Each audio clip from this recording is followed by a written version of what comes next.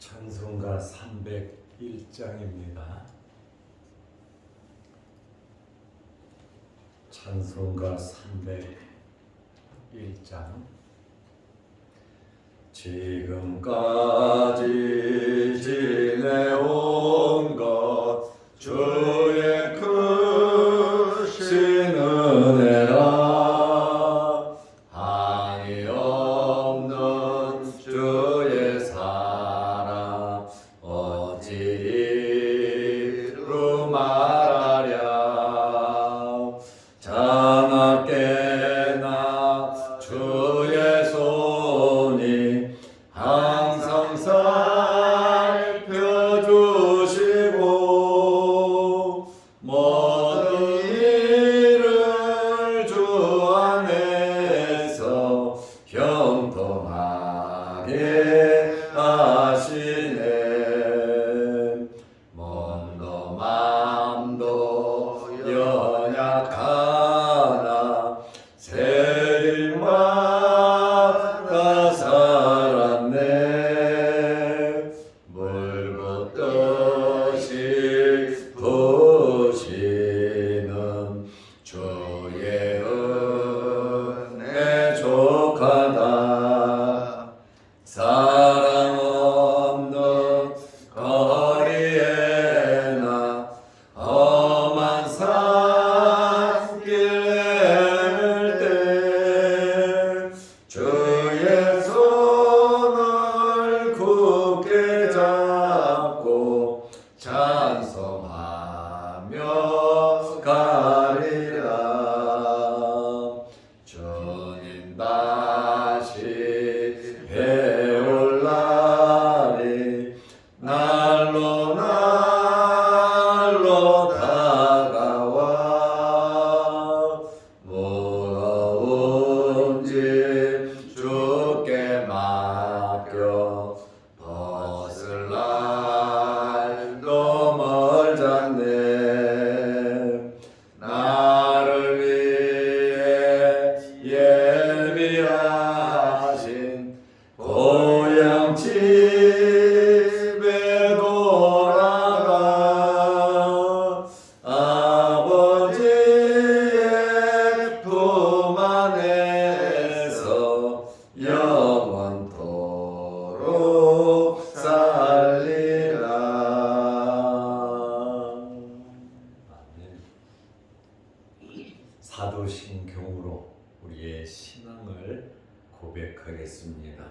전능하사 천지를 만드신 하나님 아버지를 내가 믿사오며 그 내 아들 우리 주 예수 그리스도를 믿사오니 이는 성령으로 잉태하사 동정녀 마리아에게 나시고 본디오 빌라도에게 고난을 받으사 십자가에 못 박혀 죽으시고 장사한 지 사흘 만에 죽은 자 가운데서 다시 살아나시며 하늘에 오르사 전능하신 하나님 우편에 앉아 계시다가 저리로서 산자와 죽은 자를 심판하러 오시리라.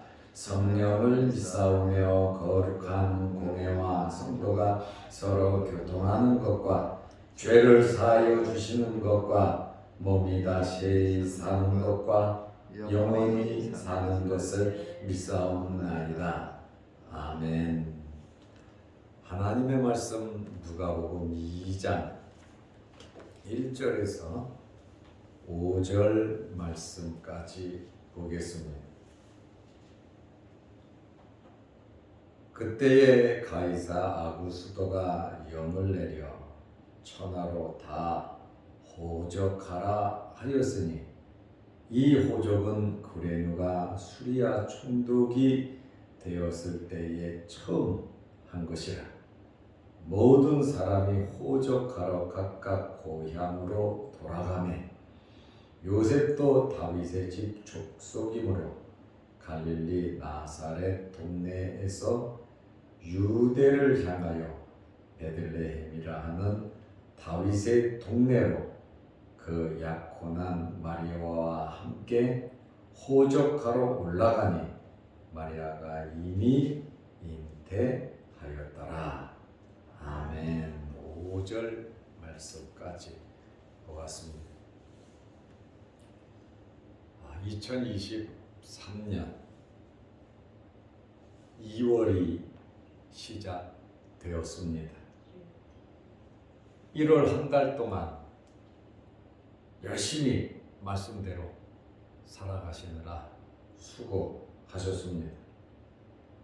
2월 한 달도 하나님 말씀 중심으로 기도하면서 모든 것 하나님께 맡기며 믿음으로 힘있게 살아가시기를 바랍니다. 오늘은 예수님의 탄생에 대한 말씀을 보게 됩니다.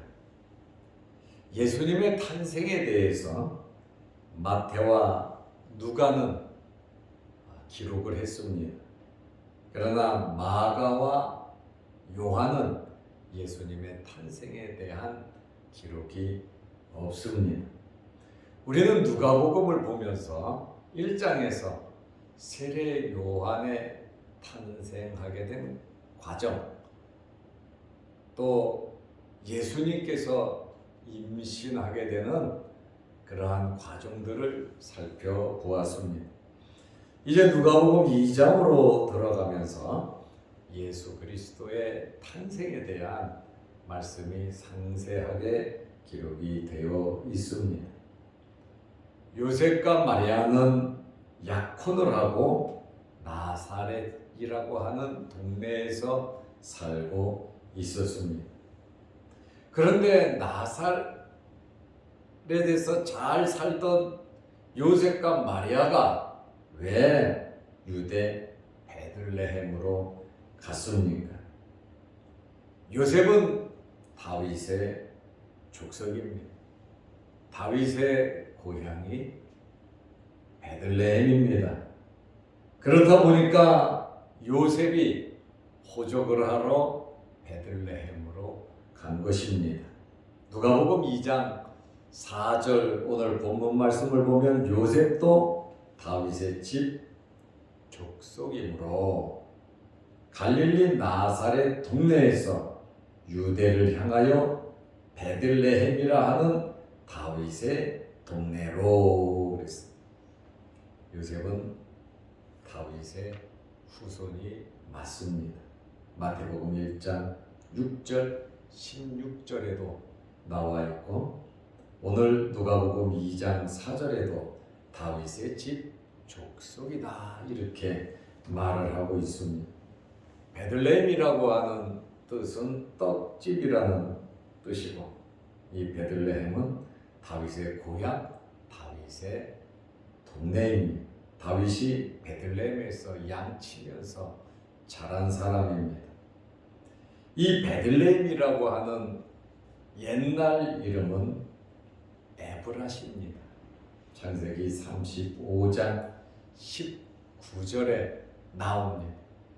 옛날 이름은 에브라, 현재는 베들레헴이라고 말을 하고 있는데 이 창세기 35장에 나오는 이 베들레헴은 라헬이 바단 아람에서 가나안으로 와서 베냐민을 낳고 죽은 장소가 바로 베들레헴이에요.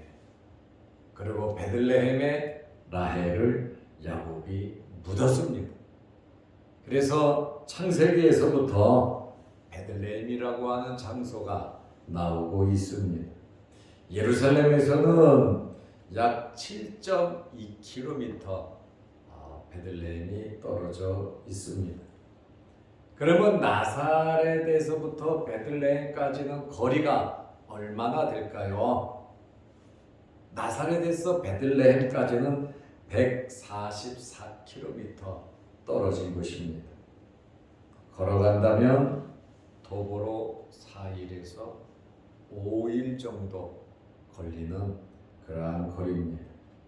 누가복음 2장 5절에 보면 그 약혼한 마리아와 함께 호적하러 올라가니 호적하러 마리아와 함께 갔다 이렇게 말을 하고 마리아가 이미 잉태하였더라 말을 하고 있습니다. 만삭입니다. 마리아가 호적하러 안 가도 됩니다. 요셉이 가서 하면 됩니다. 가장에 가서 모든 호적을 하면 되는데 지금 부인이 만삭이 되었는데 요셉이 마리아를 데리고 갔다. 이것은 하나님의 뜻과 하나님의 계획과 하나님의 섭리가 있는 것입니다. 요셉이 마리아를 데리고 가는 것이 요셉은 몰라요. 하나님의 뜻이 그 속에 있는 것을. 마리아도 남편이 가재니까 함께 갔어요.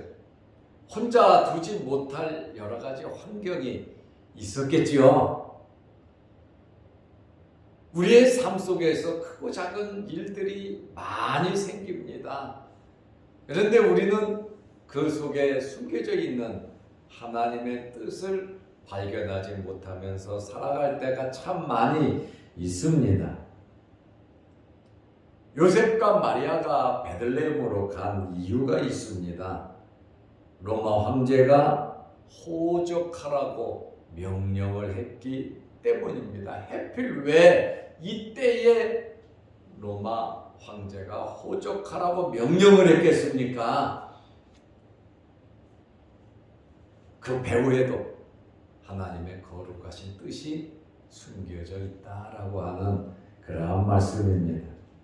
누가복음 2장 1절 말씀에 보면 그때에 때를 말하고 있죠. 그때에 가이사 아구스도가 영을 내려 천하로 다 호적하라 하였으니 로마의 지배를 받고 있는 모든 나라 모든 지역은 전부 다 호적을 하라고 명령을 내렸습니다. 가이사 아구스도의 본명은 가이우스 옥타비우스입니다. BC 27년부터 AD 14년까지 로마 황제로 있던 사람입니다. 그러면 로마 황제가 왜 호적을 하라고 했습니까? 이것은 세금을 징수하기 위함입니다. 이때 호적을 하는 공식 기록을 보면 성명, 직업, 재산, 친척들, 가족 관계를 기록하게 되어 있었습니다. 호적을 하라고 명령을 하므로 자신들도 모르게 하나님의 말씀, 하나님의 예언이 성취되었다는 것입니다. 미가서 5장 2절 말씀에 보면 예수님께서 태어나시기 600년, 700년 전에 미가 선지자가 예언을 했는데 베들레헴 에브라다야 너는 유다 족속 중에 작을지라도 이스라엘을 다스릴 자가 네개에서 네개로 나올 것이라 그의 근본은 상고의 영원에 있느니라. 바로 유다 땅 베들레헴에서 메시아가 태어날 것이라고 6, 700년 전에 미가 선지자가 예언을 했습니다. 누가복음 2장 2절 말씀에 보면 이 호적은 구레누가 수리아 총독이 되었을 때 처음 한 것이라 이렇게 말하고 있습니다.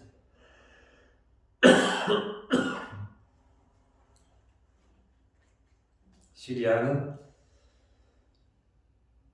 BC 64년에 로마 제국에 합병이 되었습니다.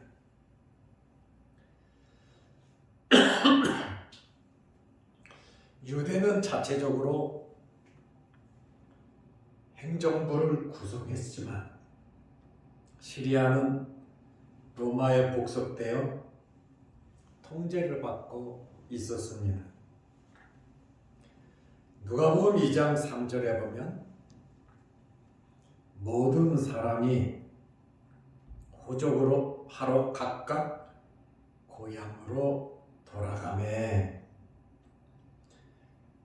이렇게 인구조사는 각 사람의 고향에서 실시하는 것이 유대의 관례였어요. 유대인들은 거주 지역에서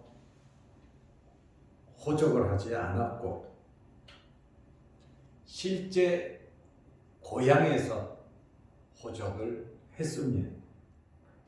로마의 호적 제도는 거주지에서 하는 거예요. 고향까지 갈 필요가 없었습니다. 그러나 유대인들은 로마의 제도를 따르지 않았습니다. 유대인들은 출생지에서 호적을 했습니다. 이렇게 함으로 민족의 전통을 지켰고 자존심을 지키는 유대인들의 지파별로, 족속별로 이렇게 자기가 태어난 곳에 가서 할아버지 고향에 가서 조상들의 고향에 가서 호적을 하는 것이 유대인들의 관례였고 유대인들의 법이었어요. 나사렛에서 그냥 호적을 할 수 있도록 하면 인구조사가 되는데 유대인들은 조상 때부터 출생지에서 또 조상의 고향에서 호적을 관리하고 있었다라고 하는 그런 말씀입니다. 로마의 법으로 했다면 나사렛에서 예수님께서 태어나셨겠지요. 그러나 유대의 관례대로 로마 황제의 명이 있었기 때문에 만삭의 몸으로 144km 되는 그 먼 거리를 임신한 아내를 데리고 베들레헴까지 왔다. 우리는 이러한 과정 속에서 하나님의 거룩하신 섭리를 발견하게 됩니다. 그러므로 2월 한 달 동안 우리가 살아가면서 모든 것 하나님께 맡기고 크고 작은 어떤 일이 우리에게 생기든지 낭망하거나 실망할 것이 아니라 하나님을 바라보면서 그 안에서 하나님의 뜻과 하나님의 계획을 발견하면서 하나님을 찬양하며 영광 돌리는 여러분들이 되시기를 바랍니다. 기도하겠습니다. 거룩하신 아버지 하나님, 지나간 한 달 동안도 우리를 지켜 보호하여 주시고 이제 오늘 2월 1일 또 2월 한 달이 시작됩니다. 1월 한 달 동안 지켜주신 아버지 하나님, 2월 한 달에도 하나님께서 우리를 붙잡으시고 인도하여 주셔서 우리 또한 기도하면서 하나님의 말씀을 붙잡고 살아가게 하여 주시옵소서. 어제는 박춘규 목사님 발인과 하관 장례 예배를 잘 마치게 해주셔서 감사합니다. 슬픔을 당한 유족들 주님 위로하여 주시고 이제는 저 천국을 바라보며 열심히 하나님을 더 섬길 수 있도록 하나님께서 복을 내려 주옵소서. 오늘도 수요일 저녁 예배로 모이며 또한 신방을 계속하는 중에 있사오니 하나님께서 함께하여 주셔서 우리의 삶 속에 날마다 하나님의 인도하심이 있게 하여 주옵소서. 오늘 이 새벽에도 여러 가지 기도 제목으로 하나님께 기도합니다.